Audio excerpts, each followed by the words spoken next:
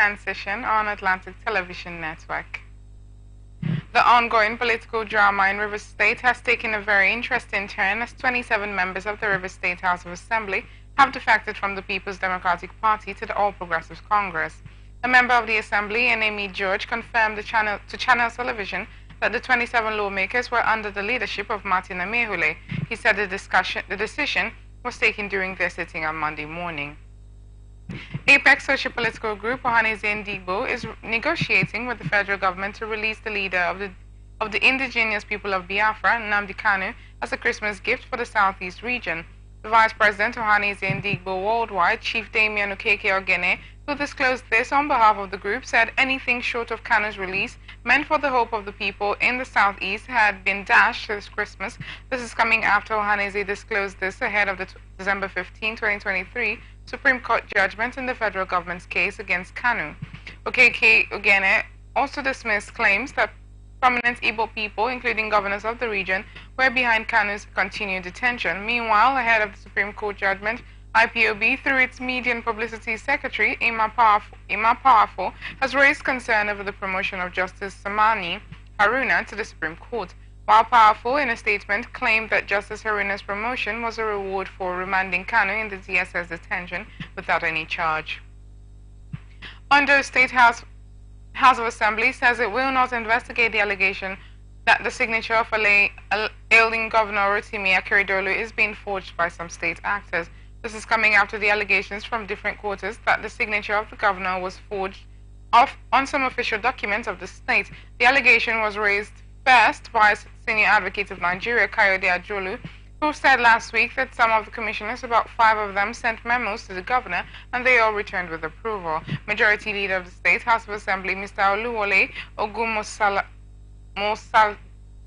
Molasui, said the legislature had no intention to probe the forgery allegation and there is nothing for the House to investigate in the matter, as the governor himself, who is the owner of the signature, has not complained that his signature has been forged, and attributed the signature forgery claim to the lingering political crisis in the state, alleging that it was the handiwork of some people who have political ambition ahead of 2024 governorship election. Lagos State Governor Babajide Sanwo-Olu says food security will continue to be a priority to cut the cost of food commodities in the state. Sanwo-Olu, who disclosed this in Lagos while during the 2023 Lagos Food Festival at Morio Kunola Park, Victoria Island, said his administration would remain committed to developing the agricultural industry. The Lagos Food Festival, according to the governor, showcases prosperity, resourcefulness, innovation, and the spirit of Lagos to young people, adding that the food festival provides a forum for small and medium enterprises in agriculture and food to promote their products and network. Lagos State Traffic Management Authority has confirmed the dismissal of 5 officers and others reprimanded for being guilty of corruption and misconduct while performing their duties in the state. A statement by the Public Relations Officer Latspa Debayo Taufik said the Lagos State Civil Service Commission had approved every proposal of the Personnel Management Board and the public sharing of experiences, both positive and negative, and the provision of relevant evidence regarding alleged delinquencies would be necessary for the agency to improve, and also pleaded with Lagos drivers to always abide by the state traffic law to avoid breaking the law and facing the penalties that are stipulated in the legislation, while assuring the public that these complaints will be looked into quickly and impartially. Taufik stated that the cases against the remaining 14 indicted LASMA officials are awaiting further administrative review, while cautioning the driving public to follow the Lagos State Transportation Sector Reform Law 2018 and assured the public that such complaints shall be investigated dispassionately with dispatch.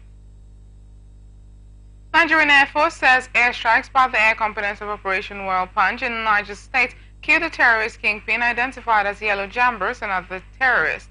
The service said the terrorists were trailed from Zamfara to Niger State, adding that Jambers and his fighters were about to cross the Jikunda River in Galadima-Kogo district, heading towards the Wurukuvi axis of Chikun local government area when they were killed.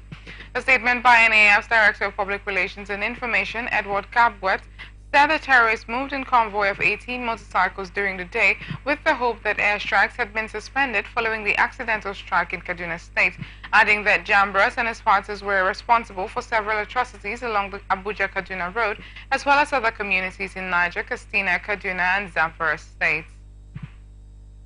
You are watching The Transition on Atlantic Television Network. We return after this break. We wish you a Merry Christmas. It's Christmas season! Hooray! A time to make merry with loved ones, a time to give thanks, and a time to be a blessing. May your holiday season be filled with joy, laughter, and beautiful moments. From all of us in Morrison Communications Limited, Wish 99.5 FM and Atlantic Television Network, we wish you a Merry Christmas full of amazing experiences. Cheers to a beautiful year end.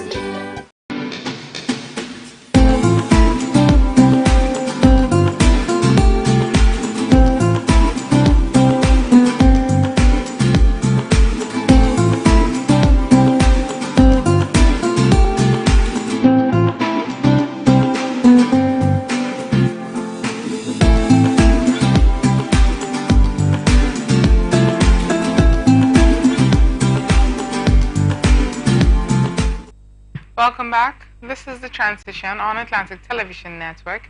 Now the rest of our stories. Chairman Senate Committee on Women Affairs Ireti Kingibe is calling for the establishment of gender-based violence marshals from each ward in the Federal Capital Territory as part of plans to curb the rising cases of violence against women and girls. The federal lawmaker has stated this in Abuja at the Better Arts Festival, a film screening in collaboration with the Orange Nigeria Project to mark the 16 days of activism against gender violence, said the marshals, who will come on board in January of 2024, will monitor and report cases of gender-based violence, which she tagged as Orange Girls. Safe for all. I repeat, our hair must be safe for all to fly. The Committee of Aviation, in conjunction with the House Committee of Aviation Technology, will look into the controversy surrounding the Launch Nigeria Air project and inform Nigeria accordingly. Last year, the Nigeria Air project was launched, and there's been a lot of issues concerning it. It's our jurisdiction with the Committee of Aviation to look into it and advise Nigerians accordingly. Because Nigerians need to know the state of Nigeria Air project. As a committee, we will approach the process with all sense of responsibility. We shall cross all the T's and dot all the I's. We seek for the corporations of the Minister of Aviation and other MDs and agencies under our supervision. We shall not hesitate to sanction anyone that fails to attend the budget defense to give account of their stewardship as we commence the budget process and other assignments of this committee.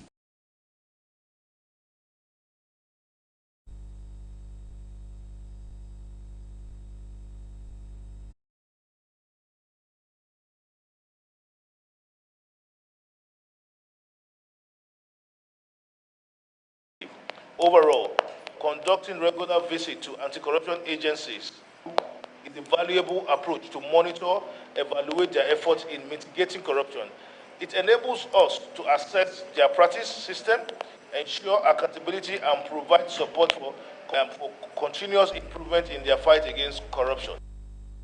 He further pledged to lead the committee towards significant progress in the fight against corruption in Nigeria, in line with the House of Representatives' agenda to ensure transparent governance and accountability.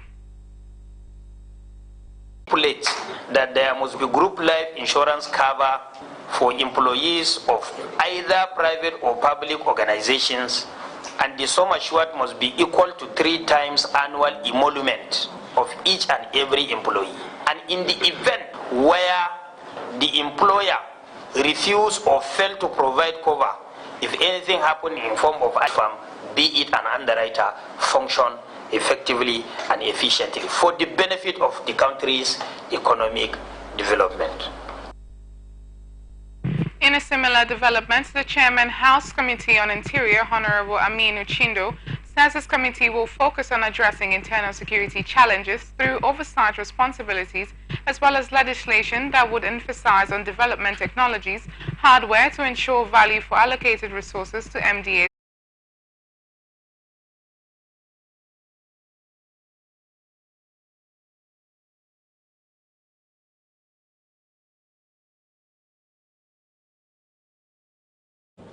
To distress cause.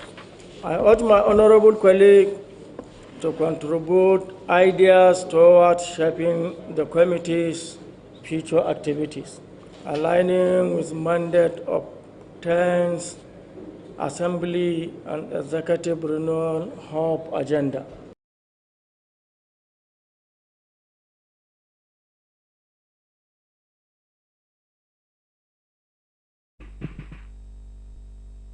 And now to business reports. Former chairman of the National Examination Council, Professor Abubakar Mohammed, says government officials are frustrating the exam body after withdrawing 6 billion naira examination fees. Mohammed, who disclosed this at NECO's first award ceremony in Minna, Niger State, which had in attendance educationists and policy makers, adding that the federal government had not released even any subvention to NECO for the running of the organization. The former board chairman said there was an agreement on how NECO and WAEC should rotate the conduct of the examination, but the government officials show preference for WAEC, making the regional body to permanently conduct its examination between May and June. NECO Registrar Professor Danlami Wushishi at the event announced the introduction of scholarships for candidates who came out tops in the Gifted Children examination. You are watching The Transition on Atlantic Television Network. Still ahead on International Tidbits. United Nations General Assembly says it will meet to discuss the humanitarian crisis in Gaza after the United States last week voted a Security Council resolution for a ceasefire, vetoed a Security Council resolution for a ceasefire.